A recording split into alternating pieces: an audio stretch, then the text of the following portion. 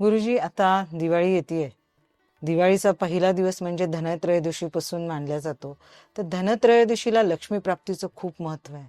त्या लक्ष्मी प्राप्तीसाठी काही तोडगे किंवा काही उपाय असे आहेत ज्याने की स्थिर लक्ष्मी प्राप्त होईल, आमच्या प्रेक्षकांना नक्की सांगा. धनप्राप्तीसाठी अनुभवी तोडगा असा आहे की आपण एका डबीमध्ये मध घ्यायचा, त्याच्यामध्ये आपण लवंग, 5 लवंग, 5 वेलदोडे, हम्म.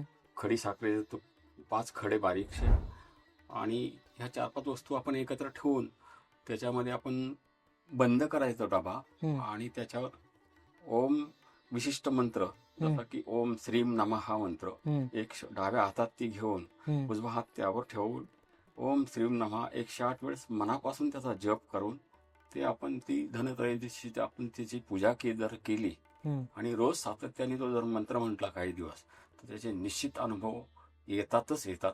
असा हा माझा आतापर्यंत लोकांनी माझा अनुभव आहे आणि लोकांनी सांगितलेला पण आहे या गोष्टी. तर त्याचा निश्चित फायदा असा होतोच. आणि देवघरात ठेवायचं. देवघरात ठेवा तुम्ही. रोजच त्याच्यावर जप करण्यासाठी आपल्याला ते हातात ठेवून केलं तर ते सगळ्यात उत्तम काम. आणि ह्यानी लक्ष्मी प्राप्ती होते सांगतात. आव्हानाचे अनेक मार्ग आपल्याकडे, त्याच्यातनं आपल्याकडे ओघ सुरू होतो. कुठल्या ना कुठल्या मार्ग जे अडथळे असतील ते अडथळ्यातनं आपले सगळे मार्ग, जे ब्लॉकेजेस असतात ते निघून जातात आणि ओघ सुरू होतो आपल्याकडे लक्ष्मी प्राप्तीसाठीचा. हा अनुभव आहे मला. आणि वर्षभर आपण ते ठेवू शकतो. वर्षभर ठेवू शकतो, त्याला काही खराब होत नाही. आणि काय आपण त्या डबीचं रोजही पूजन करू शकतो देवपूजा झाल्यानंतर.